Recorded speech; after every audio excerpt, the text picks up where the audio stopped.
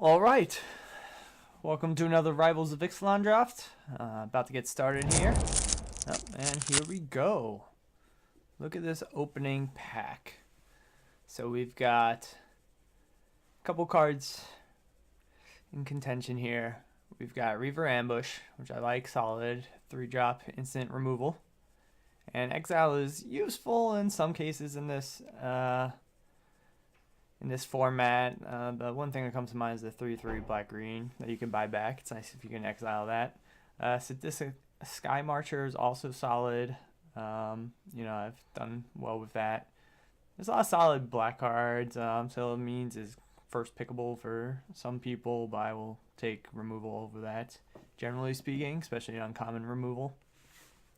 Bombard solid too. Goes well with the charging Tuscadon. But I think what's going on here is we should take this Reaver Ambush. Solid removal. I like black a lot in this format. We are passing some strong black cards, so it might be a signal to keep in mind that, maybe we won't see a lot of black flowing our way in pack 2. But I'm glad we went with the choice we did, because now we have another strong removal in the same color with Impale. So I think this is going to end up looking like a good start. Okay, so we've got not really many strong black cards. Recover is a solid card. If you have something to buy back, we have no creatures yet, and I don't want to take over some of these cards. I think some of the strongest cards in this pack are green, Swift Warden, and Colossal Dreadmaw. The only other card in the running for me is Squire's Devotion right here. It's it's solid enchantment. It helps you get towards Ascend.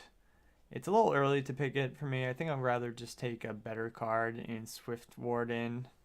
I'm okay, maybe branching out to a different color to see what's going on. Black-green isn't ideal, but if it's open, it's open. Okay, so right here is a 4th pick Stormfleet Swashbuckler. It's a strong pirate. If you get to Ascend, it could do some damage. It becomes more valuable in the end game. But there's really no downside to it. I like, the super aggressive black-red deck is a thing, Pirates deck, and I actually have had some pretty good success with it. And I think this is a sign showing red is open. So let's go with this and see where we end up. Okay, so we've got a couple cards here. Forerunner of the Coalition is going to be our pick. Strength of the Pack can be good at times, but this is kind of really leans into that heavy aggressive pirate thing. We already have one pirate to search up, and knowing that we have this, we can prioritize pirates moving forward. Such as in this pack. I think blue is the most open in this pack with Spirewinder and Expel from Maraska. It looks like vampires might be open, but we're aboard the kind of aggressive pirate train at the moment, and Fathom Fleet Border is a solid pick for that. Ooh, okay. So this is interesting. So late Raging Regisaur is pretty uncommon to see. It means no one is playing red-green to our right. It is kind of, if we play red-black, it is splashable if we pick up like a Evolving Wilds or something, or maybe one of those pirates that makes treasure. The thing is, we're giving up Buccaneer's Bravado and Swaggering Corsair, which are both pretty good for this deck. So I'm gonna go for Raging Regisaur, and hopefully we can splash it. It might be a little risky. Wow, that's a late Hunt of Week. Maybe damn. So red-green's open, but we have so many black cards and 2 really strong ones that I don't really, and we're gonna have this pirate theme going, so I think we're just gonna take this aggressive grassing Scoundrel over Hunt of Week. But I mean, that's a strong card. Here's our first pack again. I'm glad a lot of these came back. This crafty cut purse looks like he's come down from a tree limb, stealing someone's, I don't know, like comedically large coin, gold doubloon. But I haven't really seen this do a lot of work. It's an interesting card, but maybe it's more for constructed. I think what we're doing here is taking another Fathom Fleet Border. It's a solid 3-drop. Okay, so I usually like Fanatical Firebrand in this slot here. For this type of deck, it can usually kill something, but since we have this Raging Regisaur, I'm going to go Evolving Wilds. Helps us splash a little bit more. This is a pretty crummy pack. I'm just going to cut the Colossal. I'll take another Fathom Fleet Border. I'll take another Grasping Scoundrels. Strata Harness probably won't play. Forest, not going to do much for us. So I think it's safe to take this out, and we have a pretty low to the ground, aggressive pirate deck going. We're actually not too committed to red. If we open some bomb, you know, like Profane Procession or something, I wouldn't mind abandoning this and going into white, but it has to be pretty convincing. I like where our deck is going. Okay, so we have a lot of good. We have 3 really good cards here. Reckless Rage and Moment of Craving are both just solid cards. For removal, Rage is pretty good considering we have a bunch of 3-drops here. But I think this Champion of Dusk is going to be what we go for. We don't have any other vampires at the moment, but it is a 4/4 that draws a card at the very worst. And it could be a good kind of top end for our deck. But hey, welcome to the chat, or welcome to the stream. We just opened Pack 2 in the Rivals of Ixalan draft. We were kind of leaning towards a aggressive Black-Red's Pirate thing, and we just opened a pack that has, you know, basically 3 good cards for us in terms of Champion of Dusk, which is a solid all around, Reckless Rage, and Moment of Craving. I'm kind of upset to give up Reckless Rage. I think it's really good, but Champion of Dusk has too strong of an upside. Okay, so this is kind of the card that you really want for this deck. Reaver Ambush, I think, is a better general card. We already have one, though, and this can really turn all of our low-end pirates into some strong beaters, so I'm going to go with that. We have another Raging Regisaur, and we do have that Evolving Wilds, so it's not out of the question to play this. We don't really have a lot of vamps, so I'm not going for this Arterial Flow. The other cards I'm looking for is Recover. For, you know, these 2 guys are really good targets for Recover. We have Buccaneer's Bravado, which is obviously pretty solid if you have a bunch of pirates. I don't think we're going to get to Ascend in this deck, so Bonus Hunger might not be the choice here. So I have to refresh my dashboard here. I can't, hey Garvin, I can't see your chats in my dashboard, but thanks for joining. I think I'm going to go with Recover. I think they're going to go out of their way. This is a hard choice, but I like Recover. This kind of deck runs out of gas. It gives us a way to get one of our win conditions back. And we have some good targets. I don't know why that's over there. Moment of Craving is an easy choice for us here. If this pack comes around, I might take Traveler's Amulet, but I really don't want to put that in this deck, even if we're searching up green to play this Raging Regisaur. But obviously, this is going to be kind of a empty pack the second time around for us. Ooh, this is a good pickup. Mutiny is you want like one of these in your deck when you're kind of low to the ground pirates like this. I think I'm gonna go. I'm really high on Fanatical Firebrand. It does some work early on. If you get like Sea Red or something, it's a solid one drop. But we already have a couple 1-drops, and this Dinosaur Hunter can, you know, kind of help us out. Yeah, we're going Black-Red Pirates. I think we opened up the early pieces for it. We got good removal. And then we got this Storm Fleet Swashbuckler, and now we have Dire Fleet Neckbreaker. So I think that's what we're going with here. We're going to take another Storm Fleet Swashbuckler there. This pack isn't that great for us. We're not going to end up probably with a lot of dinosaurs, so this is just basically a 5 cost 4/4. Won't have haste most of the time. I'm not really too high on Vampire Revenant. The only thing making me pick the Revenant over the Horncrest right now, we don't need this for a sideboard, is the fact that we have Champion Dusk, and having a few vampires in there would be good, but I don't even know if it's going to make the main deck. So here, Piteous Plunder, though a pirate, it's not. It's not an aggressive card at all. It's more a defensive card, and it can get us treasures to help with the Raging Regisaur, I guess, and things will probably be dying. And if we have this Direfleet Neckbreaker out, it does attack for 3 as a 3/4. We also don't have anything too great to put this Tilnali's Crown on, but I think I'm going to go with that. It kind of acts as a really janky removal against X1s. And if you slap it on one of these guys after Ascend, which it helps you get to, it could, basically a 5/2 trample first strike, or double strike. I'm going to go for the solid 3-drop Pirate. Here's one of those packs where not much going on. I'm just going to cut this Squire's Devotion because I hate playing against that. Same thing. We're not going to play Oroska Relics. I'm just going to take this Cleansing Ray. I'll take this Canal Monitor. Poor Canal Monitor. I don't think I've ever seen it played in a game. I've never played it in a deck. It just gets no love. I mean, 5/3 is too fragile with really no upside, especially with no tribe. Okay, so we opened a sweet card for us here. This Fathom Fleet Captain is really good for what we're trying to do. We're going to have tons of pirates everywhere, so we can hopefully make some 2/2 menaces. We want things that can attack on turn 2 to get these guys, or at least to get this raid going.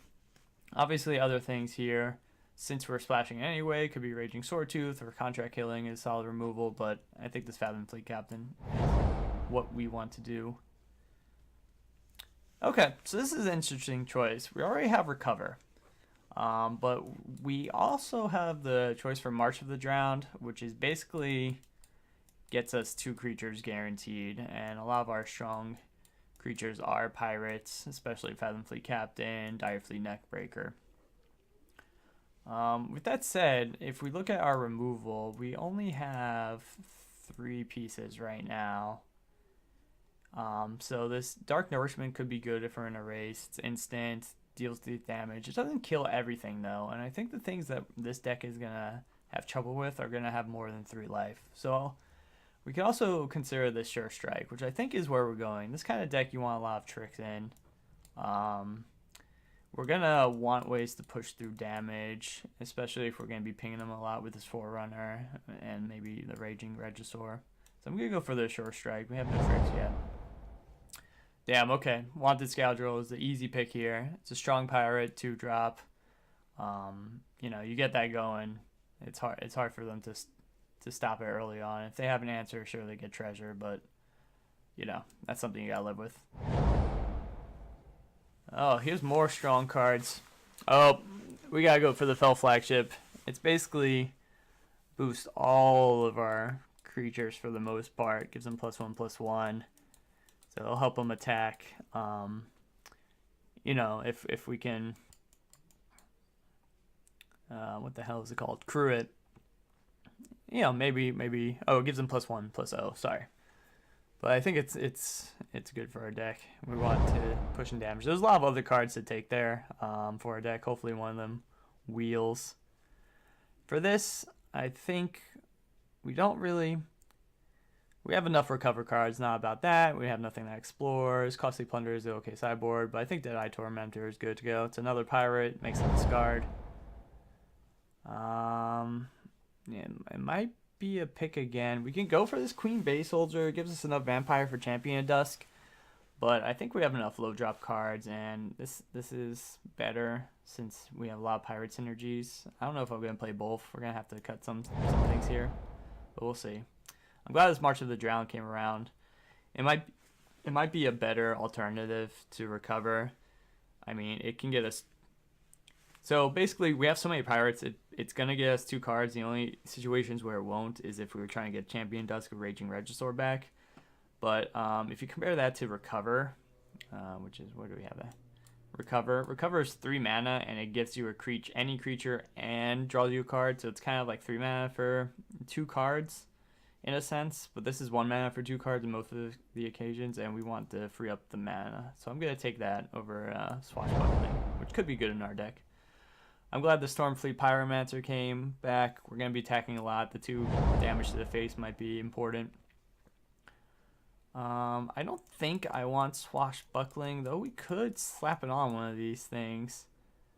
One of these 1-drops and start attacking with a 4/3 on turn 2, which is pretty busted. We could also beef up one of our guys here. I don't know if we want 2/5. This is actually might not even make the deck, even though we have the Evolving Wilds. I think I just want a super low to the ground attacking deck here. So I want to play 16 lands, so I'm gonna take the cheaper card. So Dark Nourishment came back. So we're Brazen Buccaneers. I think Dark Nourishment is dinosaur thing still worth considering. I'm not sure. I'm sorry. I'm bad at looking at the chat. I'm gonna take Dark Nourishment here. Actually, I'm gonna take Brazen Buccaneer. It could do damage. It could do work coming in with haste, especially if we have some pirate buffs. I'm gonna also take Raider's Wake for the sideboard. Okay, now I'm upset I took the Brazen Buccaneers. We got another one. I kind of forgot that was coming back. But I think we have a really strong deck here. We just gotta see. We have things to cut here. I don't know why my chat's not coming up here. Here, let me just make this bigger. There we go.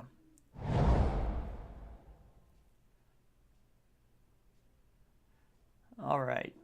So I'm sorry I missed your comment there, Garvin, but I'm not sure what the dinosaur thing that you're referring to is. Let me know, and we can discuss it. Obviously, I don't think I went for it because I don't have any dinosaurs in this deck.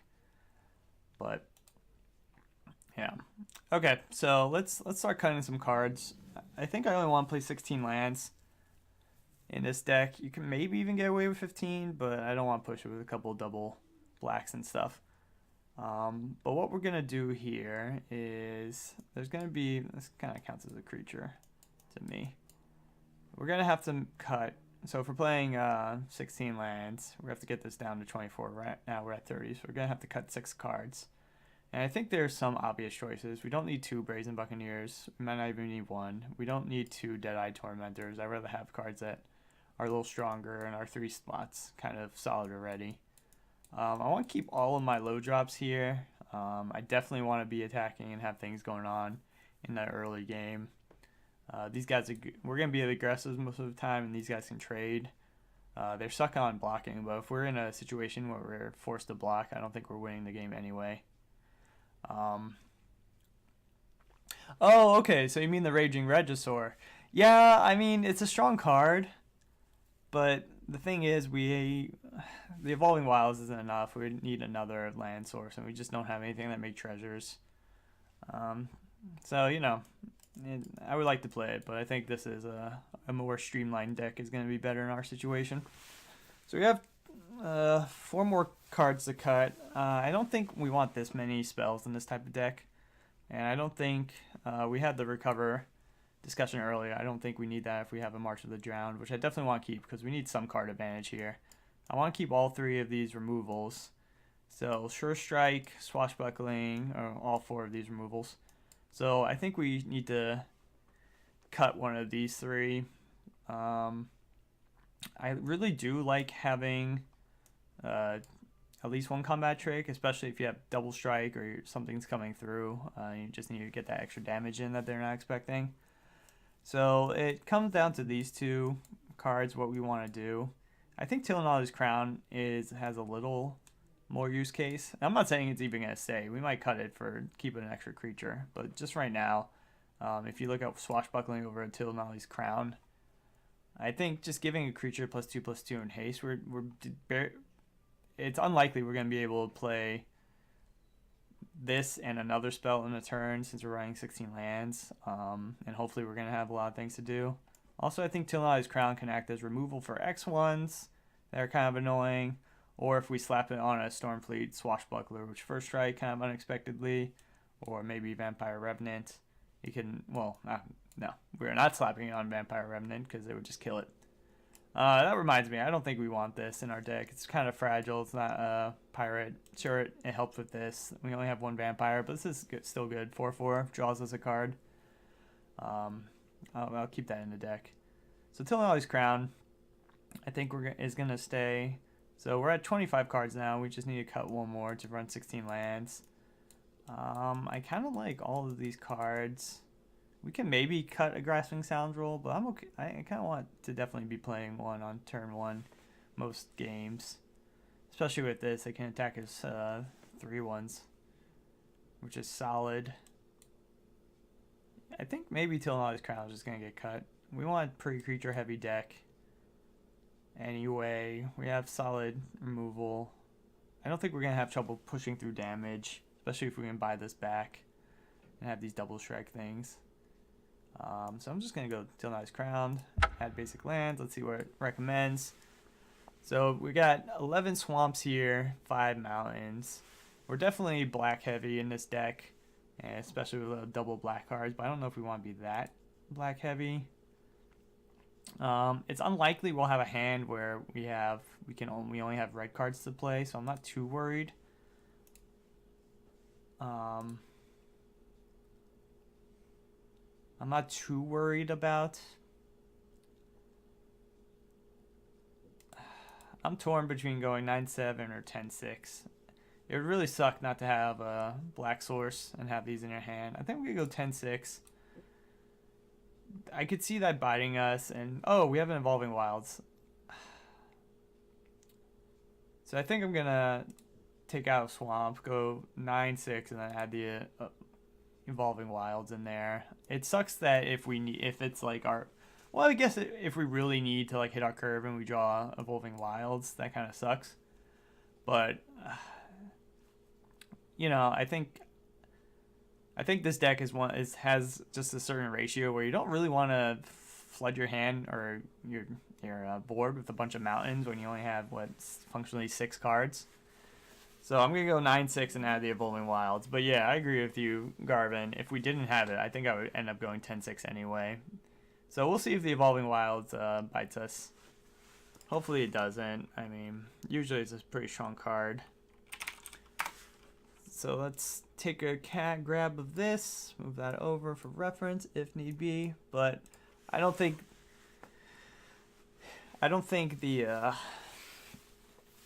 plan here is very complicated. It's attack as much as possible. Get some of our oops, I didn't take my snap. Oh well, I know what kind of spells we have. Yeah, attack as much as possible and try to kill them before they kill us. Use removal for anything we can't get past, basically, or anything that's getting them life, or you know, some bomb or something. It's getting hot here. Take this off. But yeah, I think we have a really strong deck. I know the aggressive decks can kind of run out of steam if you don't have a good start, and that's something I am worried about. But Dire Fleet Neckbreaker does turn a lot of our small creatures into pretty sizable threats. I mean, it makes a 2-drop attack that we have. Attack is a 6/3. It's pretty ridiculous.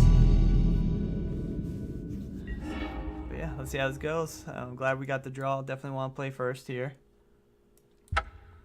Nope, don't want to do that. Don't want to concede. So this is a sketch hand. Obviously, it's full of land. We're going to have 2 draws before we play this, and then we're going to guaranteed turn 4 Neckbreaker. So these guys are both going to attack as 4/2s. So I'm going to keep it. You know, this kind of prevents drawing an extra land, but I really like to draw 2 spells right off the bat. Yeah, because if we flood out with this, we're kind of in trouble. It's a risky keep. I would like to have seen maybe only 4 land at most, but we're running 16 land, so we shouldn't have too much trouble drawing more spells. That's another good draw here. Let's see what color combination they're playing. Okay, just white so far. Okay, looks like they have a slow start. This might be good for us. Okay, so I'm gonna still play the Forerunner of the Coalition, even though I could drop a 3/3, and the reason why is I definitely want to draw the Neckbreaker, because then, you know, they know it's coming, but most are only gonna have one thing on board to block these things, and I'm willing to just trade away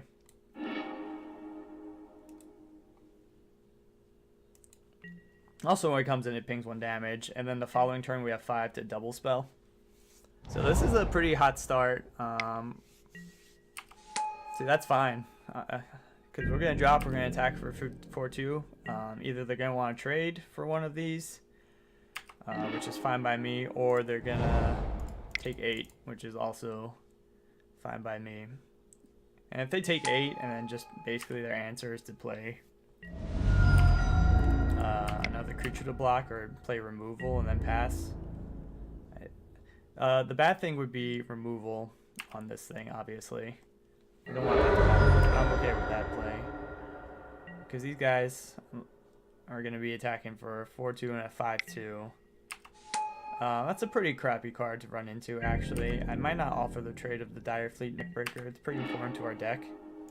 So what I'm going to do is...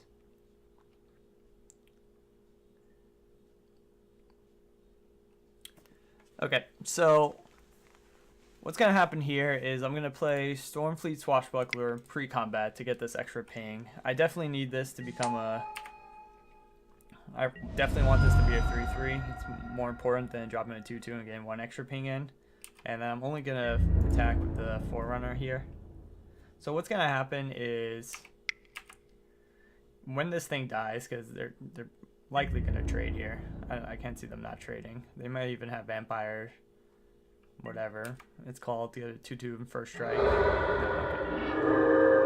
So I'm going to drop this, and then so we have 8 permanents out. So if we basically draw anything that's a permanent, we get to ascend next turn and attack with the 4-2 double strike, which is going to be super strong.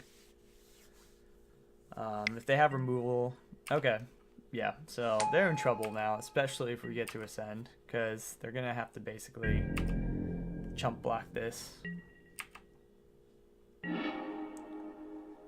There we go. So I'm going to just drop both these guys. We have ascend. Let's see what happens here. So definitely attacking with that and that. If I attack with this and they don't block, they take 13, they're down to 1, and then we have 4 attackers, and they have, you know, maybe 4 land. So it kind of sucks to sacrifice this, but I think if I don't do this, it stops 8 damage. They go down to 9, and that might give them slightly window. So this was basically a really good curve. Obviously our opponent's not making his or her land drops. So, you know, makes our deck look maybe a little stronger than it is. But yeah, unless they have, what's that rare called? The one that exiles all your attacking creatures. That would have messed this up. But obviously they didn't. So, I don't think there's anything we saw that's going to make us change anything on this deck here.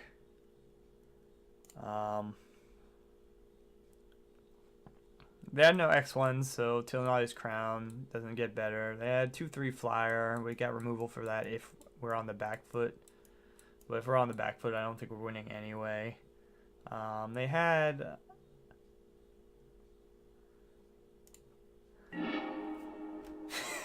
yeah, that's pretty one-sided, Garvin.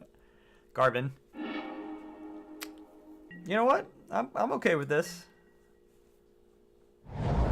Looks like we're playing mono color deck right now, but we have a solid curve to 1, 2, 3. Oh, and we found our second color. Thanks, Garvin. There wasn't much going on in that match that was too difficult to decide what to do. It was all pretty straightforward, but yeah, I'm gonna attack into this. If they want to trade, that's fine. That's a good 3-drop for us. I'm going to probably play that over the Deadeye Tormentor, just because it attacks for more damage, and then basically the less cards in the hand they have, the higher the potential this has to hit something pretty strong that they've been holding on to. So, let's see. So that kind of slows us down significantly. We can't attack with the Dinosaur Hunter anymore, and then it becomes a blocker for this. So we kind of need to draw a removal here. Because even though I have a 3/3, if I'm just attacking with the 3/3, they're gonna still block it. And then if I attack with both, they're just gonna make a trade here, which I don't really want to do, because this thing won't die, and then I'll just get an extra 3 points of damage. So this is actually a really good card for them. I need to find one of my removal spells, I think. Let's see what they search up with their Forerunner of the Legion. It's a lot of good vampires floating around out there, so this could be a bit scary, but we'll see. There's also the possibility of them going off with like, that's not that threatening.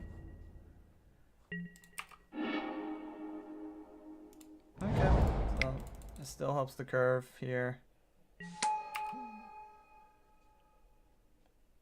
Hopefully we don't get a land, which we did. So I'm still trying to figure out a stream schedule, Garvin.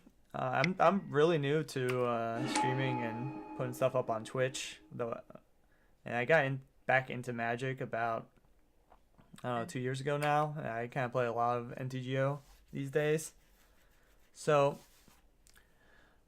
I'm gonna try to. It's just hard with life, obviously, but the schedule I'm thinking about is maybe two nights a week, like Tuesday or Thursday, 7 to 9 on West Coast time, which I understand is kind of late for East Coast. Not sure where you're watching from, or you could be out of the States, obviously. But I'm gonna definitely want to do something on the weekends too, but that's so much harder to have a schedule there. So I think I'm just gonna do 2 nights, Tuesday and Thursday, like later evening, and then maybe like a Monday right after work, to like maybe like a 4:30 to 7 kind of slots, and then try to carve out something on the weekends. But it's gonna be more of a sporadic. Outside of that, it's just gonna be randomly when I play with my friends or my brother. I either play Magic the Gathering or PUBG right now, so I'll always have that in the description. But if you like, let me get this playthrough. You definitely want to play that. It's unfortunate I can't really attack with much. I can attack with the 3/3, and they would probably just block here to stop the damage. If they might offer the trade, but if they do, I don't know if I want to use a Sure Strike on something that's not really threatening us, and I kind of want to hold this until maybe we can get attack in next turn with this thing. It could be a blowout. They would need to. I think what I'm going to do is attack next turn with this, assuming they don't kill it. And like I said, they can either do this, they might throw the Famished Paladin on there. Oh, 11:30, no kidding. That's going to be a problem, because we don't really have anything to deal with a flyer.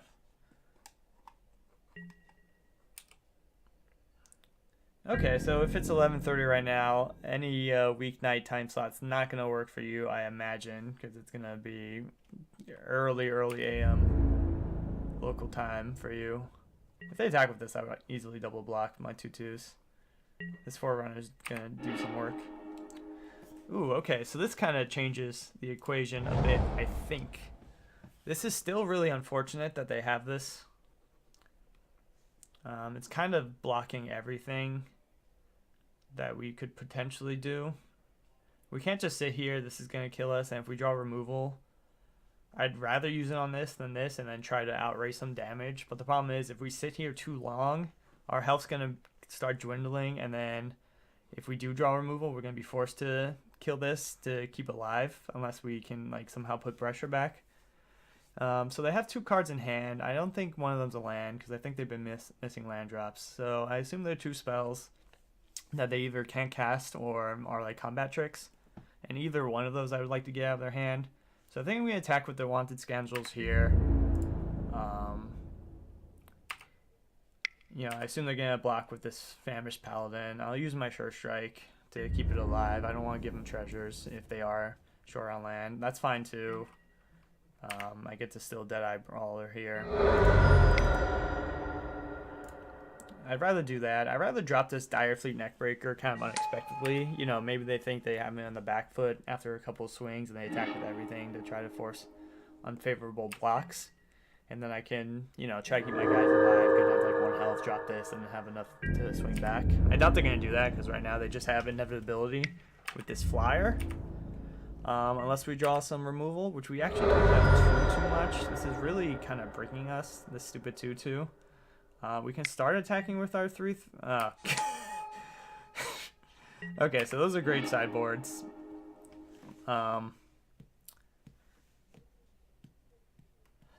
Yeah, that might be the best thing. I'm gonna try to get on here on weekends and stuff. So, you know... first of all, I appreciate the follow. I'm trying to build a following here, no pun intended. Obviously, it'd be nice to hit that affiliate status on Twitch. But I think that's the best way, especially with such a time zone difference. It's just, you know, I don't think when I'm available. Unfortunately, I have a 9 to 5-ish kind of job, so I can't just stream all day. But yeah, just follow me. I always, you know, send out the updates. Yeah, you know, click the notification box, and hopefully you can catch some streams. I'm also recording this, and I'm gonna record all my drafts moving forward and put them to a YouTube channel. I have to get that set up. So you know, I'll put in the info down below. This is a brand new thing for me, but when I do, you can catch. You know, it'll be just basically commentary over drafts anyway, so you can catch them there. What I'm going to do here is I'm going to attack with something to sacrifice it just so I can play this and ping this to death. I think the least exciting thing in this deck right now is this. If I draw the card that can let me bring things back from the dead, I'd rather bring this back from the dead than say something like Dinosaur Hunter, because then I get to explore when this comes in. It's possibly a 3-3. So that's why I threw away that 2-2 specifically.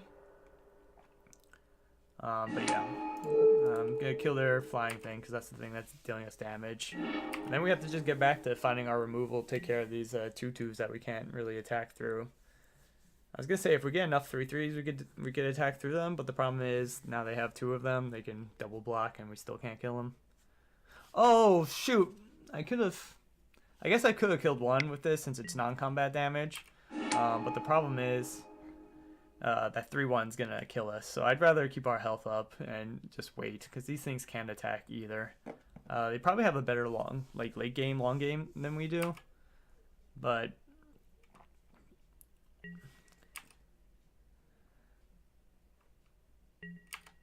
they're going to gain some life here. If they attack with this, I don't really want to trade a 3-3 for what's normally a 2-2, so I'm going to take it, even though that's a pretty big life swing. It's not ideal. We don't have the mana up for Sure Strike, unfortunately. But I think we got this game if we can... Okay, so that's good.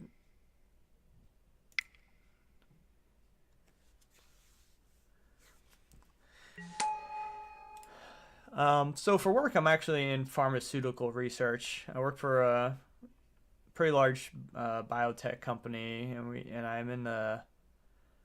work on developing antivirals, direct-acting antivirals, and respiratory viruses specifically. But my company deals with HIV, hepatitis C, things of that nature. But I'm in the lab a lot of the time. I have a background in biology, so that's what I do full time.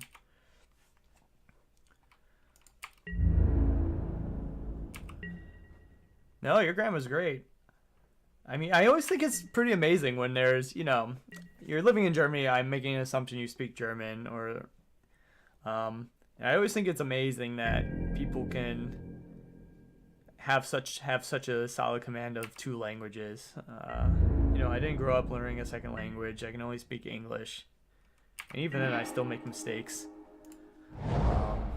This game is kind of a complete board stall. If I swung with everything, we'd make some really bad trades. So I just can't do that. Again, I want to kind of catch them off guard with this neck breaker here, so I'm not dropping it yet. They're going to eventually find things to play that's going to cause a problem. I just need to find removal for these things.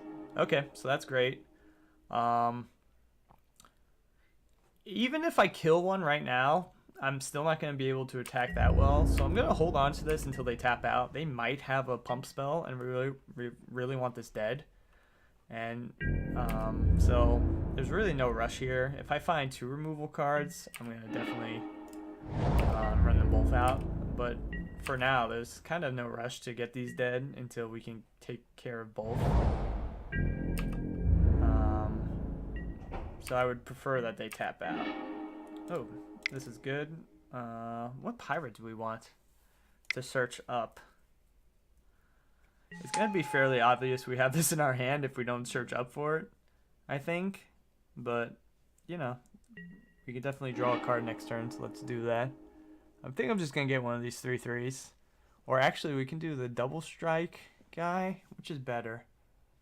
I think the 3/3 is actually better in this situation. It makes them have to double block. With the 2/2s if they want to kill it. I think we're hitting critical mass pretty soon here. I'm worried that they're just holding tricks though, because they're not playing anything on the board.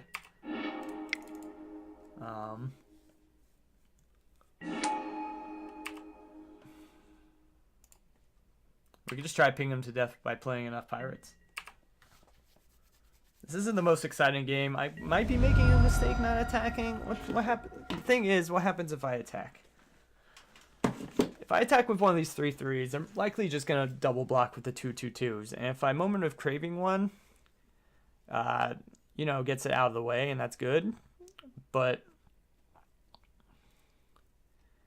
if they have, it's likely they have a pump is the thing.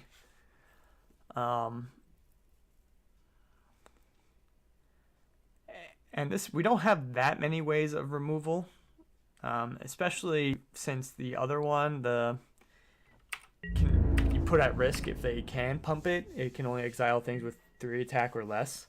The problem is I don't see them tapping out to the point where they won't be able to use whatever's in their hand at this point. So I might as well just go for the Moment of Craving here, see what happens. You know, it's likely they have a pump and they're going to be able to save it. But I think that's going to happen at this point anyway. Yeah. I mean, there's nothing we can really do about that. Because there's no way they're going to tap out all their land. And so they're going to always have that up. So I think we're still just going to wait here. You know, we have some hard removal that will work. So that's going to be a problem long term. Kind of gives them inevitability. There's going to be a point where we might just drop this. I think I'm going to drop this next turn and then start swinging with everything. Then they're going to basically lose all the creatures that they decide to block with. Ooh, I'm okay trading this here. I'm just going to double block here. And if they have a trick, I can sure strike whatever they put in front. And then they actually won't get the life gain, which will be good. That's fine. And then I get to sure strike this thing. It's unfortunate because now they're kind of tapped down to white, but I don't think they would have done that if they had another trick down. So it's getting to the point. I think I'll give it one more turn. I assume they're going to start attacking with this. So they're going to only have 5 blockers back. I'm going to drop this, which might be an indication that I'm getting close. But yeah. So am I going to attack with this next turn anyway? It might be worthwhile just to attack now. They're tapped out. So the best thing they can do is basically trade these 2 2/2s for this, like this 2/2 and this 2/2, probably what they would do. And then they have 1 2 3 blockers, 4 blockers. I doubt they're gonna want to block with this because I think this is how they win. But if we can wipe everything but these 2 guys out, we get to create a pirate token. And then we end up, so assuming that they end up with these 2 and they kill, they trade. They could basically trade 1 for 1 everywhere. But they get to keep these 2. So we lose, assuming we lose 5 here. Actually, they can't trade for, I have 3 3 health things that they won't want to double block, or they can't double block. So I think it makes sense to go swing here. We need to do something. It gives us a menace creature, which is good too. I'm gonna definitely pay the 2 for that. Create the menace. It is a more interesting game. We'll see what they do here. I'm not really happy about this. They're kind of running out of gas in their hand. I could be patient, but the problem is this. We have to put some pressure on, or else this 2/3 is just gonna kill us. Our deck isn't really built to handle ground stall outs that well. I think this is the best opportunity we have, especially if they're willing to trade this. I'm definitely going to kill this.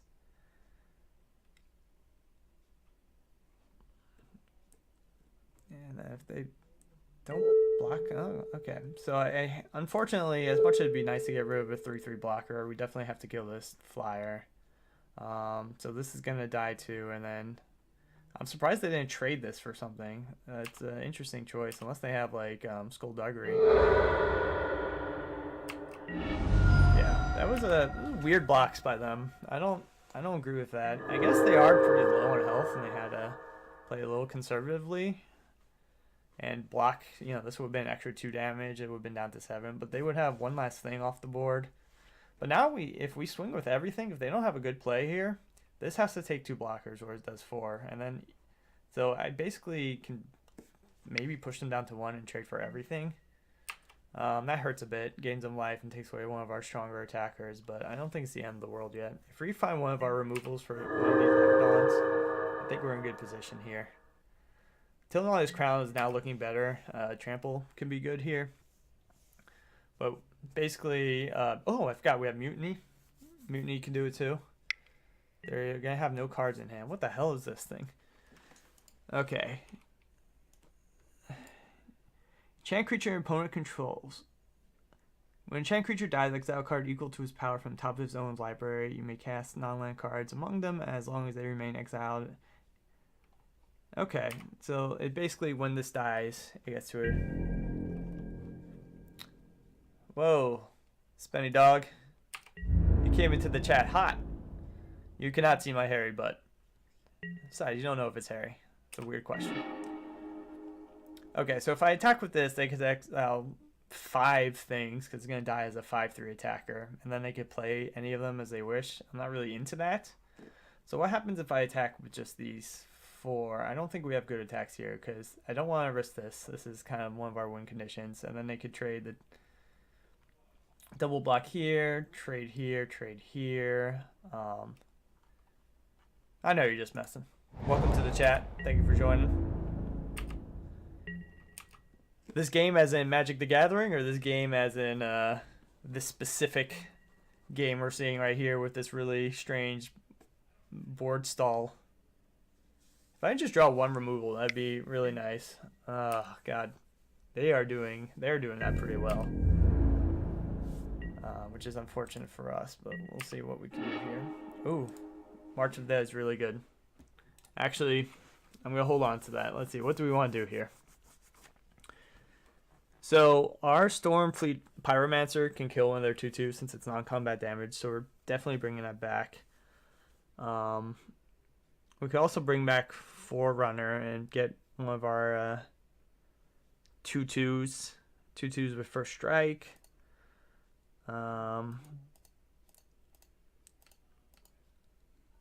Yeah, okay, so I'm going to attack here, throw his Dead-Eye Tormentor, which is fine. I want to do that so I can march of the drown back to the Stormfleet Pyromancer, bring it back and kill one of these things. That's fine. They have no cards in hand, so Stormfleet Pyromancer, and I think the Forerunner makes sense. Even though we might be better with the 3/3. What the hell is this card?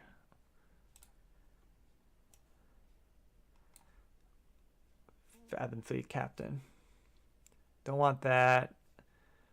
Brazen Buccaneers would be good. It lets us kind of get a thing over, but I think Forerunner definitely gives us an option to get like a 3/3 or something. I'm going to go here. I'm going to Stormfleet Pyromancer, one of these guys dead, which is going to be definitely good for us. This is non-combat damage. I'm gonna Forerunner of the Coalition. I'm gonna probably grab the 2/2 first, or Ascend. Double strike here. It's possible we want the 3/3 though, because then it's things they can't just chump block with this. So I'm gonna go for the 3/3. Problem is we can't play it this turn. I think next turn is the turn to attack. I'm gonna go for one of these just so we can. Oh, we could play it next turn. That was stupid. For some reason I thought I was gonna draw it. That might be a mistake. But we're not attacking with it next turn anyway. I think now's the time to attack, because they're gonna have 4 blockers for 1, 2, 3, 4, 5 attackers. So they can do 1, 2, 3, 4. Let this do, and they only take 2 damage. So maybe I don't want to attack just yet. This is tough. At least this starts to ping them with every.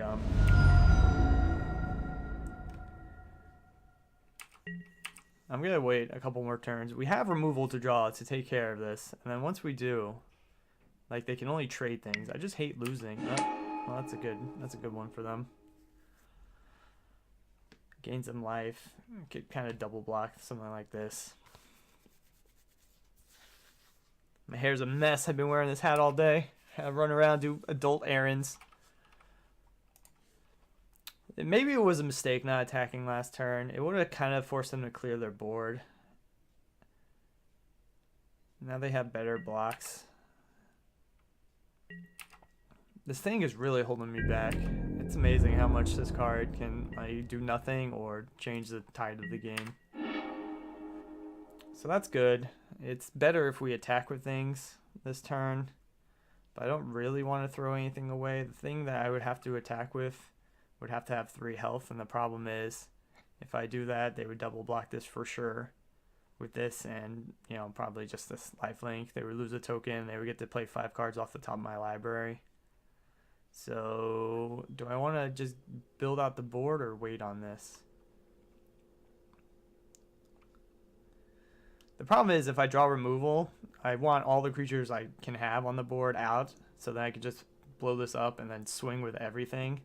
And that's going to be enough pressure. So I think, even though I'd rather have a 3/3, we're starting to have pretty good odds of drawing removal at this point. Or at least the removal I'm thinking of. So let's see if we can make it happen. The problem is they have decent. They actually only have 8 lands out and 14 cards, so a lot of their draws are gonna be lands moving forward. Mutiny's great. Okay, so hopefully they didn't draw a pump spell. I'm thinking they're just holding on to a land, but we can't wait on this. If this kills it, I think we're good. I think we're just swinging with. I don't want this. This is I don't want this to die. This is one of the things that can actually help them win, but I'm going to attack with everything that isn't this, because they're going to kill. Well, let's see. They have 1, 2, 3, 4. They have 5 blockers. They're going to gain 2 life. So they're functionally at 11, and they're going to stop 5 of our attackers. So if we attack with everything, we have 1, 2, 3, 4, 5, 6, 7. They're going to be able to stop 5 of them. So that means 2 are going to get through. They're going to be the less damage producing ones, and they're not going to block this. So it's probably going to be 8 damage. It's going to bring them down to 3. They're going to trade with. They can't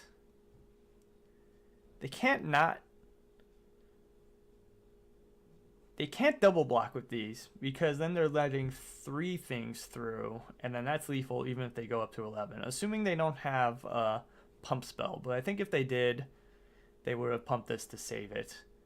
And if they have crashing tides or whatever, we're screwed anyway. I'm not gonna play around a rare that's in 1 pack.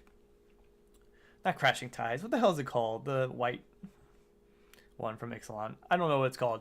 Anyway, I think this makes sense. I'm going to go for it. If they're not holding anything in hand, I think this basically wins us the game. They're going to survive this turn, and they're going to get to draw a lot of stuff off the deck. But maybe I shouldn't have attacked with this.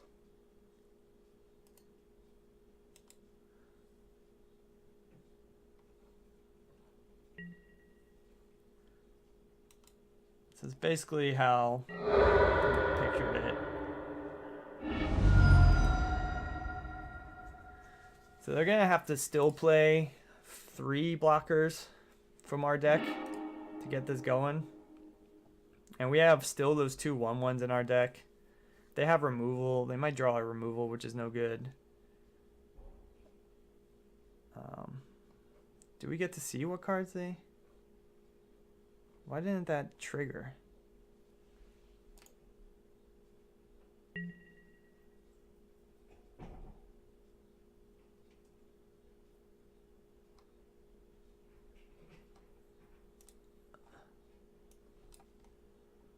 Okay, so I think we're okay. They actually, you know, Impale's gonna suck for us. They can't play everything out, I don't think. 1, 2, 3, 4. Maybe they can. They're gonna have 2 blockers and they're gonna kill one of our guys, but they're not gonna be able to win here, I don't think, because we're gonna just swing with everything. We have a menace. They only have 2 health, so I think we're gonna actually win this. That was a really exciting game.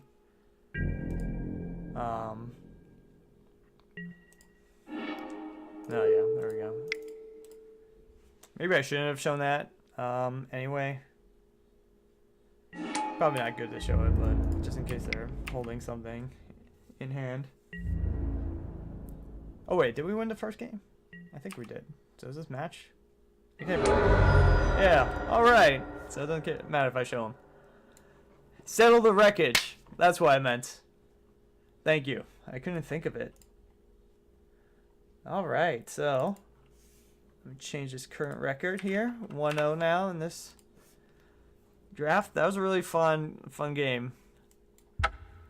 There was a lot of decision making there. I think we could have got punished for attacking with that 3/3 at the end that let him play 5 cards. It was kind of, but I was thinking of the cards we had in our deck, and I think there was a very specific 5 they needed to draw to make it happen. Plus, they might have had to have a draw. Impale was one of the ones I was worried about, but the other 2 weren't big a deal, and they were down to 2 health, and they needed basically 4 blockers. It would have been maybe better for them to impale the, not the double strike thing, since they could have still traded with it, but the menace creature. I think they were still 1 card short, but I think that would have been the better play there. Thank you. Thank you. It was a good game. I think there were some mistakes, maybe not like the most optimal plays on my end, but nothing, you know, maybe like a point of damage there, or, you know, 1 or 2 missed opportunities. But I think strategically we played the game right. We knew what we had to kind of do to stay alive, not die to flyers, and then like be patient about attacking and not making bad trades turn after turn. So this is a little slow of a hand, which is not what this deck wants to do, but I have trouble mulliganing something where I know I can search for Pi-irrate I can play. I have land to play a 3-drop on turn 3. We have Impale, which it looks like they're going to be a Dino deck, so I'm going to hold on to that till we see something bigger. So this is... I might play this Forerunner first, because if I play this 3/3 first, I'm not going to block this, and then I'm going to take 2 damage from this and 2 damage from this. But if I play the Forerunner first, I'm still not blocking this, so I'm just going to take that 2 damage. But then when I play these guys, I'm not going to get pinged 2 damage, so I think it actually saves us damage in the long run. This isn't a very good blocker, but it's a good attacker into all of our things, really. So I'll be, and they're going to be ahead on the race game. So when I drop this, I'm going to be surprised if they stop attacking to hold it back. Let's see, what do we want here? What kind of black creatures, black pirates do we want that we don't have? I don't think we have any. I mean, we can search up the Neckbreaker, but we don't have a mountain, and at this point I'd rather draw a mountain than the Neckbreaker and wait for one. So I think I'm not going to use it. I don't want a pirate on top. The only thing I could have drawn was the 1/1 that attacks as a 2/1, and then I could double spell next turn. But I don't think that's... I think we still just want a mountain, especially with this thing here. We need to start pushing through, because this is gonna, once they get to ascend, this is gonna go off, especially here. Though they don't really have anything down that can block us too well, except for that now. But we can always mutiny it, or impale it. I'd rather mutiny it, but you know, we'll see. So this is the kind of deck that we get punished for having a slower start. I think they're gonna have a stronger end game, but they're down to 4 cards already. They're still a little bit away from. I'm just gonna take this. We might have a spell. I think we're gonna. I don't know. If we get too low, they're just gonna be happy to race. Is the problem. So I don't know what their play is. They could play a decent sized dinosaur here because this reduces the cost. I don't really want to use Impale on this, but yeah, I'm gonna have to do that. I think it gains them life. It stops like all of our creatures. Let's see, what do I want to do here? This is tough. Obviously, I can impale this. That'd be dead, and that's my whole turn. I would be willing. I'm gonna have to make some trades here. It does push him one further away from City's Blessing, so it makes me want to impale this turn. I don't want them gaining life for sure. And it might make it possible that they don't get City's Blessing next turn, which isn't a huge deal. I don't think we're going to prevent it long term, but it does slow it down a little bit.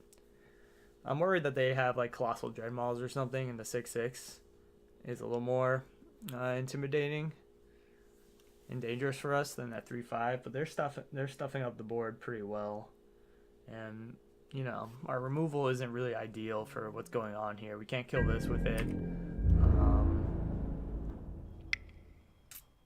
I don't really want to trade, but I think I might. I mean, I got another one coming. This prevents the City's Blessing. I don't want to get too low on health. If they have a trick, we'll just get the other hand, which we don't. Okay, so they're going to start being kind of aggressive now. We can mutiny this if we draw a card, which is good. Or if we draw a mountain.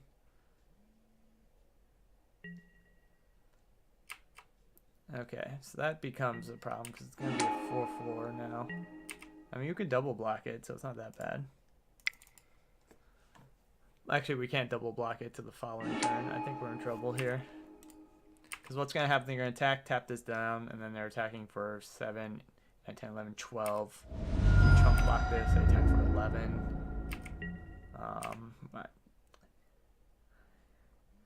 I could just block the Raptor Companion. Oh, that's not good. Now we want them to draw up kind of a big creature so we can, I think they're still going to attack with everything. Why wouldn't they? I mean, we're going to trade here for sure. Yeah, I think we're in trouble, but we'll see what we draw next. I don't know what we can draw, actually. We can't exile this thing. We used Impale. Moment of Craving could work if we had it and Mutiny, but we don't.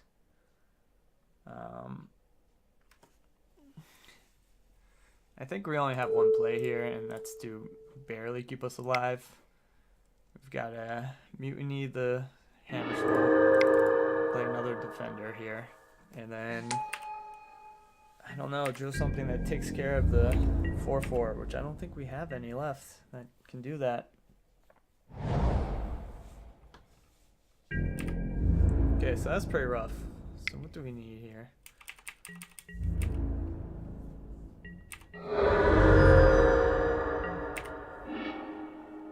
I don't want to show him anything.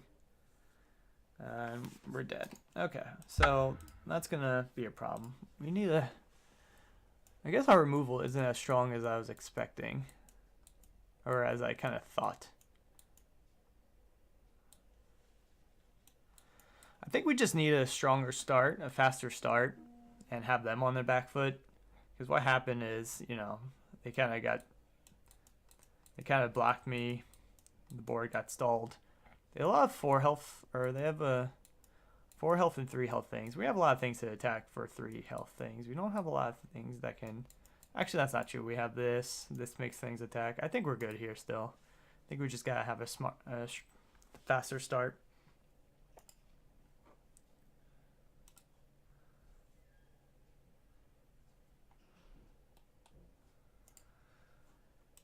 It's kind of a bummer, but you know, looks like they have a pretty solid deck for what they're trying to do.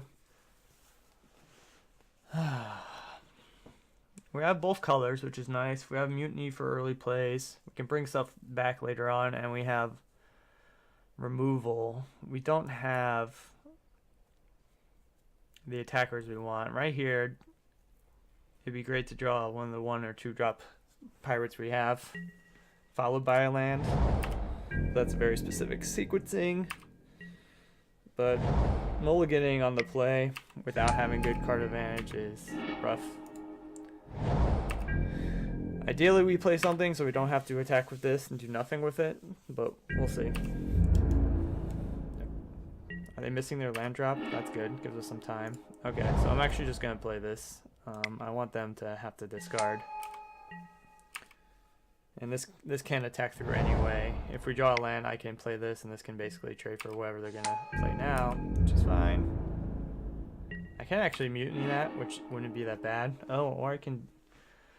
Oh, okay, now we got some decisions here.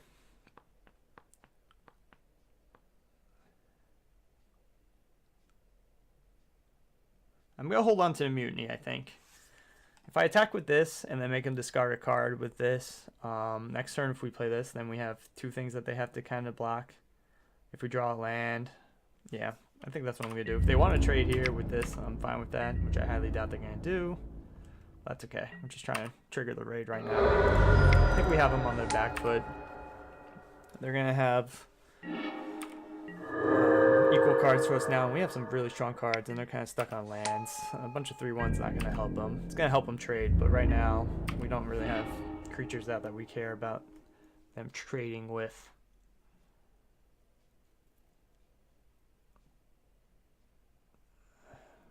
And we have March of the Drowned, so I'm just going to send these. I'm going to play this and then send them in. They're both attacking for 3 damage.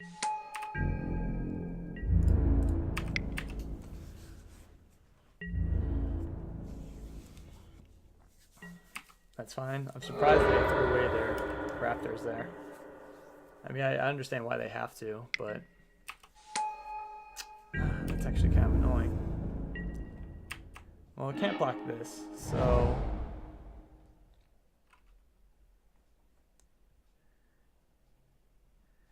I think I play Dire Fleet, and then I can crew this, attack with this. They either have to chump or discard another card, and they're already behind, so...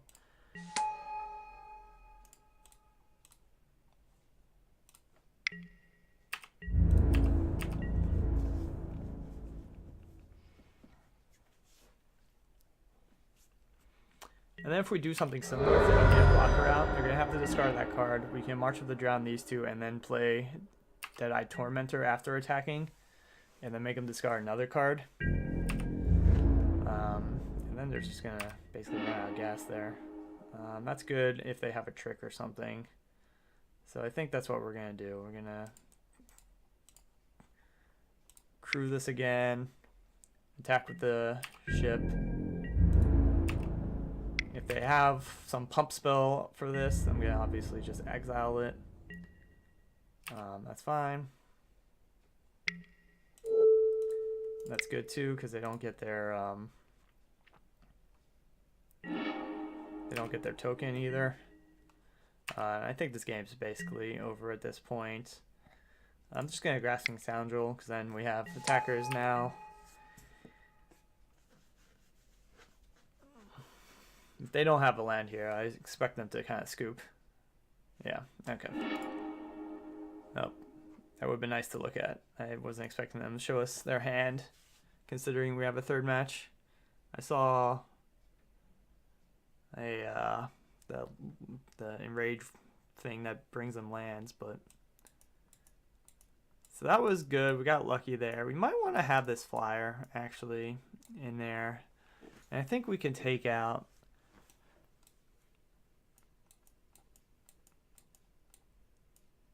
Maybe this... No, they have dinosaurs. Don't want to take that out. We want the 3/3s that we can get. Maybe take out this Brazen Buccaneer for it. Places the slot. Removes our burden of red. I don't think we need it. Let's do that. Okay, so hopefully we have another fast start. So this is rough. This hand actually isn't even that good if we draw one more land, so I'm going to mulligan this. This is better. I think I'm going to put that on top. It's nice to have a red source. If we just draw land into this, I'm okay with that. We have Moment of Craving for an early Raptor's Companion or something if they play it. I'm not going to do it for that because our first play is going to be a 3/3. So I'm just going to play this. If they want to attack, I'm not going to trade here.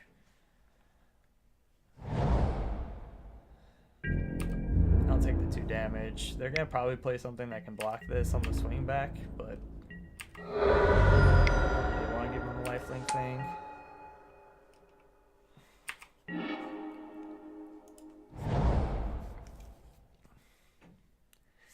I think I'm just going to play this and be okay.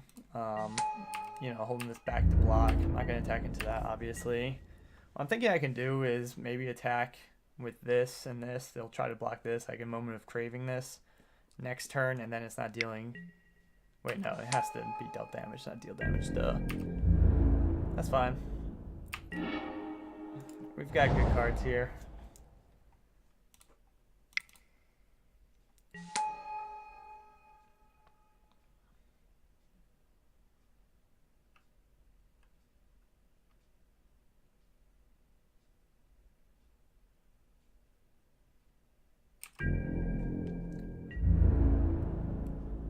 This is tough. So we have Moment of Craving up. If we attack with this, and they try to block with this, I would Moment of Craving, but then they might have a pump for it, and then we end up trading 2 for 2. And I think my 2 cards are better than both of their 2 cards, so that's not ideal. If we attack this, that's an easy block. If I Moment of Craving that, I kind of 2 for 1 or I don't lose this, but they get to draw a land. And then they still have this threat up. So I think we're going to wait till they tap out and then maybe Moment of Craving this or see what's going on there. We're going to leave this Impale for one of their bigger dinos. It might be a good thing to use on this, then they don't get to draw their land. But it looks like they don't really need land right now anyway, so I think we're going to just...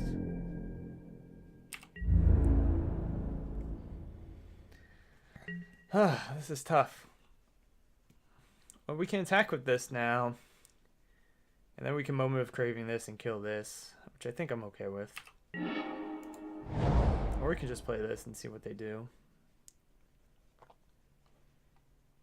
If they double block here and here, I'll still Moment of Craving this and then just kill this and not give them an extra land.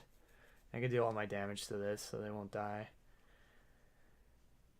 If they double block, I mean, if they just single block here, which is what they're probably going to do, I would Moment of Craving this, and then I don't have a play this turn. I think it's better just to play Champion at Dusk. Draw a card, get a 4/4 out that we can attack, and then they have to do double blocks, and then Moment of Craving. And we can actually double spell next turn for removal.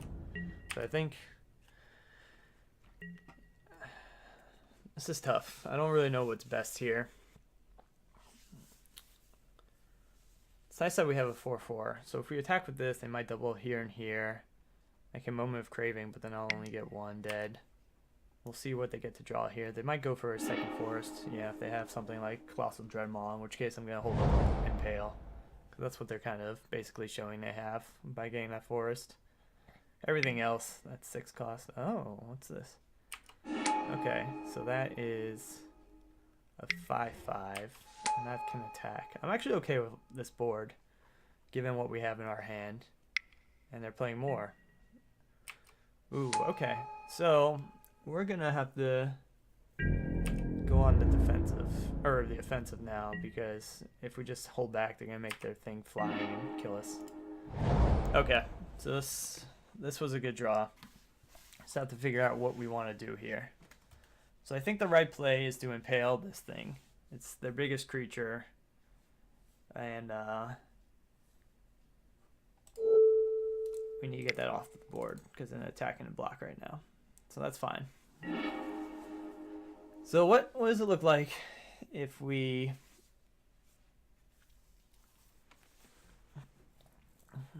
I don't really want to attack with this without being able to pay the 2. I think the value there is too much. If we attack with this 4/4, how do they block? They might block like this and this, and like a Moment of Craving 1, and just kill 1. It'd be nice to get 2 for 1. They might want to block with this just to thin out their deck, so they could do like this, and that would be the same kind of thing, but I don't have to necessarily deal damage with that. If they block with Ranging Rappers and this, because they want to leave this back because it has 4 health, that would be ideal, because then we could kill both. They might just chump block here. I don't think they're going to chump block. I think the most likely scenario is Knight of the Stampede and this guy. In which case, I'm trading this to get rid of a blocker, which I think is okay, considering we're going to drop this next turn and probably swing it for everything. This guy's kind of annoying, actually. Gets to trade here, and then it replaces itself. This is tough, but we're going to have a 4/4, so let's attack with this, see what happens. This thing I'm not attacking with yet, but it could trade basically. It goes past the 2/4. Yeah, so he's going to put that and that on. That's fine. So we assign damage like this. And we get a Moment of Craving.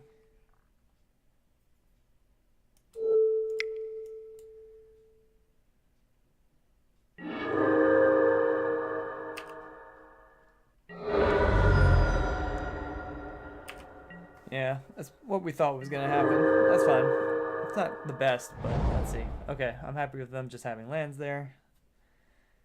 The problem is we used 2 of our removal spells already, so we have to really think about what we're doing. We can't assume that we're going to be... They're attacking here. That's kind of crazy. I'm okay with that. Ooh, I can search up a double strike thing here. Damn. Okay. So if I play this, swing with everything, I can pay 2, get... This gives me 2. I think I'm going to definitely do that. Nothing can... They can't... If they double walk here, they're losing 2 things. Since it's going to be 6, so I'm okay with that. They're going to most likely make this trade here, and then maybe double block this thing just to get rid of it. So then I'll kill the Hammer Skull, still not give them a draw. This will trade, this will get in for 5, and this will get in for 6. I think that's good. I'll be surprised if they do something else other than that. They might double block here, but no way they keep this thing alive. So March of the Drowned would be pretty solid after this attack. Even if we only have just... Yeah, because we'll have 2 things in the graveyard. You're right, that makes... Okay, so they block exactly how I thought. I'm going to get rid of the Hammer Skull. When I'm assigning damage, I have to pay attention, because I want to do all 4 land. That's fine to get a blocker, but now, you know, they're going to hold this back next time, knowing what they know, that they're on the back pedal now. Another empty draw for them would be great, because we got to swing again.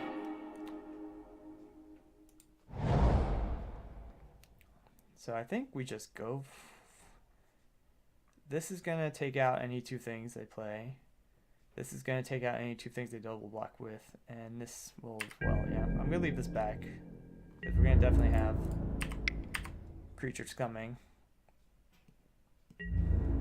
Hopefully they didn't draw a trick. They just drew a land they didn't want to play, but I'm fine making trades here. I'm fine with that too. Oh yeah, this doesn't get boosted. I forget it's not a pirate.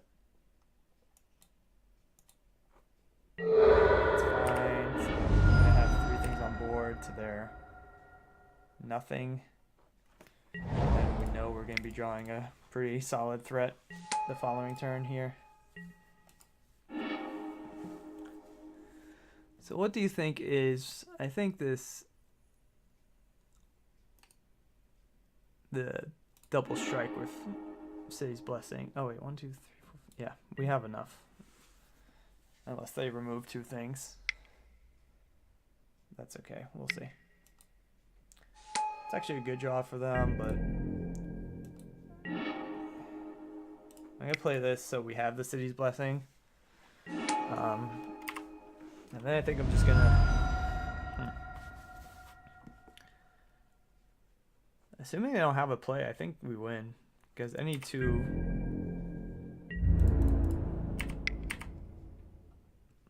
Yep. There we go. Alright. 2-0. Let's go for round 3. This is a good one so far. I'm liking this deck a lot.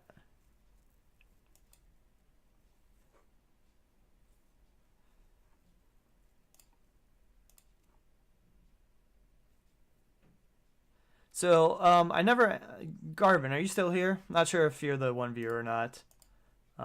If you are, to answer your question, or for the one viewer that might be interested, I actually only play limited. I don't have the time to learn constructed, modern, standard, any of that. There's too many cards out there, and I'm too far behind on understanding what the metagame is right now and keeping up with all the, changes as cards get added or taken away. But I like limited a lot too, because I like the idea that drafting has like a skill component to it, and like the deck building has a little more finesse in a way. It's less complicated, but there's more finesse, I think. Okay, good. You're still here, Garvin. I'm going to keep this hand. I can Evolving Wilds first turn for a swamp, and then we have good plays moving forward. So if I didn't play the Evolving Wilds, this would have been a swamp in its place. So it really hasn't changed anything yet. We haven't seen Evolving Wilds come into play really at all either way. But I think it's still the right decision to run. Okay, so it looks like we're playing possibly red-green.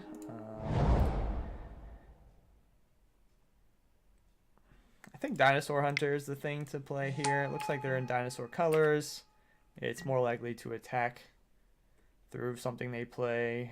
Not that I can think of a dinosaur with 3 health that isn't a 1-drop white one right off the bat. But we're going to look to be aggressive here. We definitely want to attack to activate this Dead-Eyed Tormentor eventually. But I think the next play is this Fathom Fleet Border.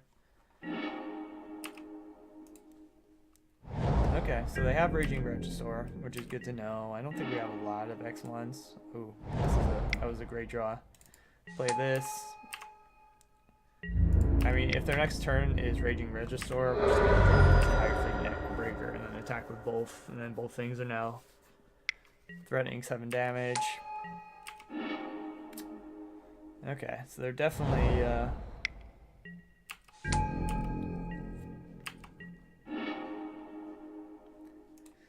Okay, so that was actually a really good turn, then just dropping 1 big creature for them, because what happens if we attack with both? They might trade with both. Definitely get this out of the way, and this is a good trade for them too. If they trade with both and then I drop this, that's not the worst play ever, or we can just drop this and pass and try to get to Ascend, because I don't think they're attacking into me.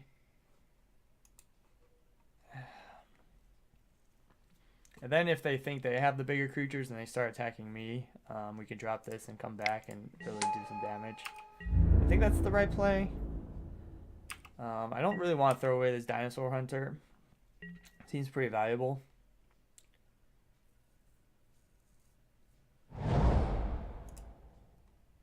Yeah, I imagine it's getting pretty late over there.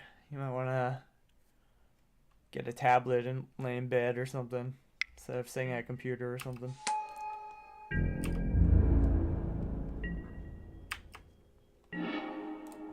Yeah, that's good.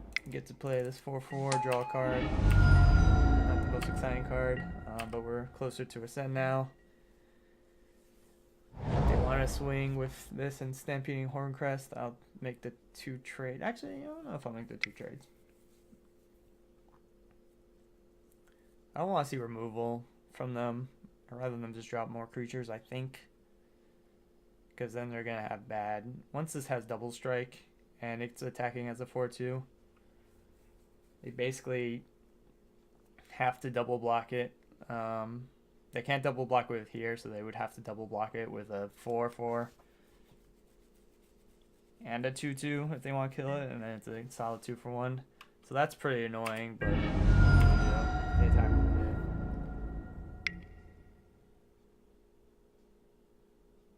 I think I'm just gonna take that. That's fine.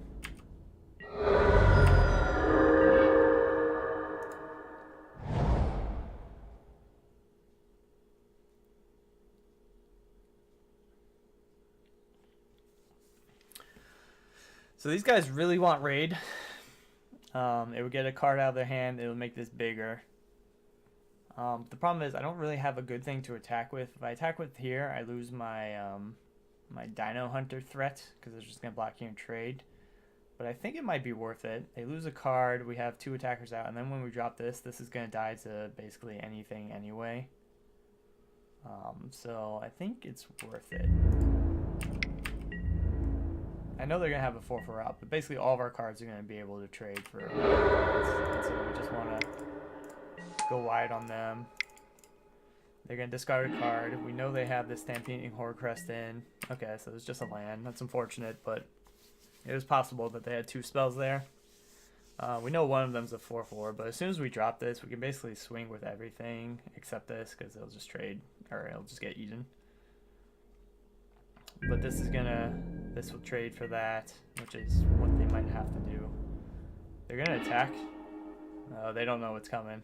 This is why it's good to hold this back, because right now to them it looks like, okay, yeah, sure, I can take you know 1, 2, 3, 4, 5, 6, 7, 8, 9, 10, 11, 12. But if I push them down to 11, they don't know that we're gonna have lethal next turn. They do have. Okay, so this is the last card in hand, so they don't have a trick. They have pretty crappy blockers out against this. So we're going to have a blocker next turn. Let's see. So this now trades with everything. They would have to double block this if they want to kill it, which they might have to because, well, they don't have to, but. So next turn, they could drop this, attack with both of these, and bring me down to 10 if they ping me and I don't block. So they would have to have this and draw a burn spell that costs 1, which they don't really have, or a removal spell that costs 1. Which could be the... I'm not going to play around the top deck. I'm just going to swing with these guys and go to town. Taking 13 here, so that's bold. Okay, so the thing is, all 3 of these are lethal if this is their only play. Yep.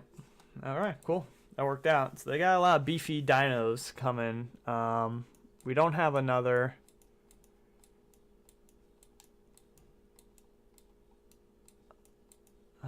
I think having this Deadeye Tormentor is good if we can catch them with like one of their bigger dinosaurs in hand. That'd be solid. This Reaper Ambush is not looking... Well, they had some 2-drop things, so that's fine. They all have 4 health things, but we don't really have a lot of stuff that can get us like to do more 4 damage. We could put in this Canal Monitor, except that's the most ridiculous thing anyone's ever said, because it's a piece of garbage card. So we're not doing that. Mutiny's good because they have a lot of like even power creatures, 4/4s that can get each other. So we just need to take out. I'm gonna definitely keep sure strike in. We just need to take out one thing to replace what we put in there. Maybe this Grasping Scoundrel isn't so good. I mean, it still attacks into 4/4s, I guess. It just doesn't block. Maybe we only need 1 Deadeye Tormentor. I've changed my mind.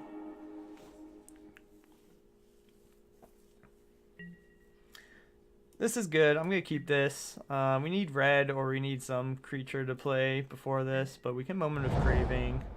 March of the Drowned's going to be valuable for this game, I think.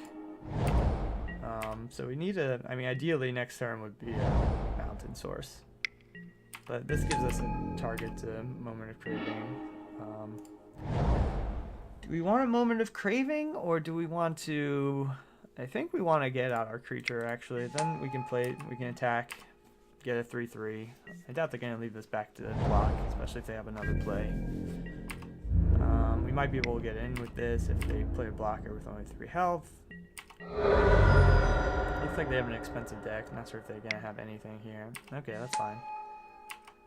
So that might be worthwhile Moment of Craving in a turn or two.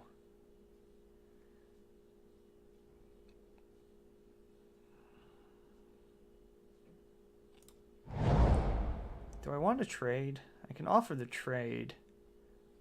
But I think this is more important for us than for them. So I'm just going to play a blocker. I may or may not trade here.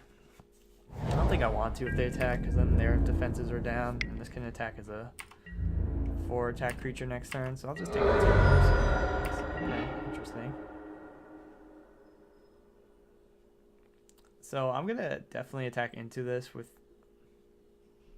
I think I'm going to attack into this here and play the Straggling Corsair if I don't need to use the Moment of Craving.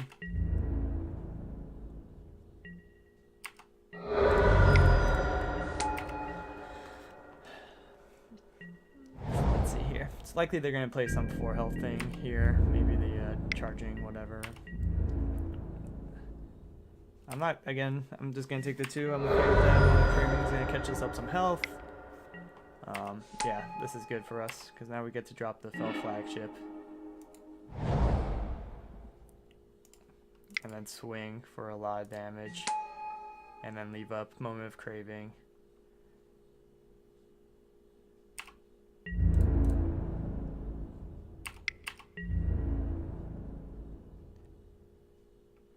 And then honestly, I'm going to be okay starting to trade things off.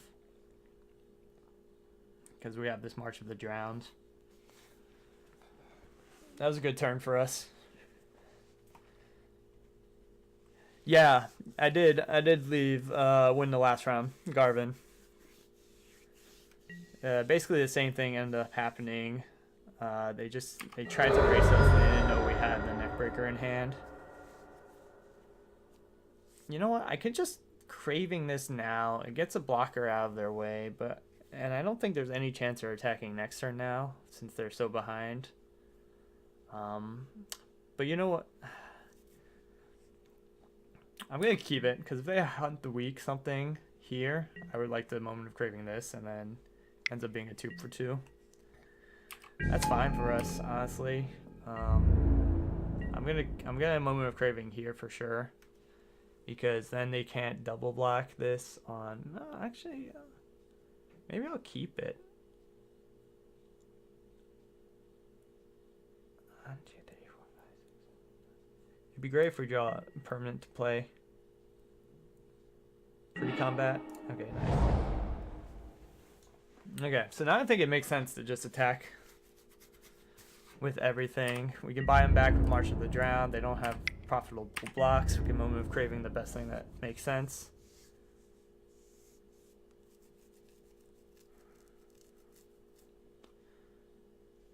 So let's see here. Yeah, so I might Moment of Craving this to save this. Because this is going to do some damage. Yeah, they just don't have good blocks here. I think we're in a very strong...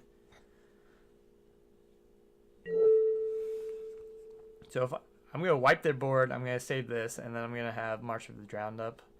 So I'm just going to... Is it worth it to even use this right now? Because what happens, all 3 of these die. Their board's wiped. I buy 2 of the 3 back, which would be this and this. Play them both this turn. And then I still have Moment of Craving up. I think I'm just going to do that. actually. I think Moment of Craving is going to be clutch at some point. Doesn't really matter. Actually, yeah.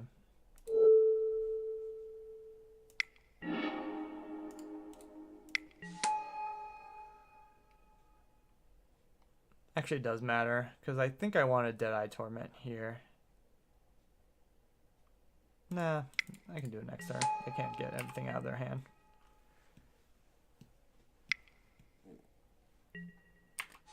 See, now they're really in trouble. Okay, I can't use that. Actually, I think we can do this for the win. I think we can Moment of Craving this to below 3 power and then exile it, and then we're getting in for what, 6, 10? And what single? I don't think there's a card they could have. So I never thought I would see that combo, but that's kind of funny. There we go. Game up. I never changed the current record, but obviously we went to 2-0 and then 3-0. That was a pretty sick draft. I really like the deck a lot. The Neckbreaker made the deck for sure. The 4/4 Vamp came in handy sometimes. It wasn't like a bomb or anything. We had just enough removal, I think. I think one more piece of removal would have been good, especially when we saw a really stalled out game against the 2/2s that don't take combat damage. It could have helped us win that a little faster, possibly. But those 2/2 first strike or double strikes with Ascend really obviously shined in that last match. The middle match was a little sketch. It looks like they had a good deck against it, but we kind of made some adjustments in the sideboard. And then they got screwed on one game, I think, land screwed. But that deck was really strong. Just had a lot of pirate synergy. And I think drawing that the vehicle that bumps my pirates that last round really made a difference and helped our 3/3s get through their 4/4s pretty easily. March of the Drowned was also a solid card. But yeah, so I'm gonna take off for now. Garvin, I appreciate you watching. Like I said, follow for the highest likelihood of catching a stream since your time zone's so different. But I'm going to take some time this afternoon to get my YouTube channel up. I have this one recorded, and I actually have another draft recorded that had some really interesting matches in there. So I'm going to put that up as well. I think it's worth a watch if you kind of like this.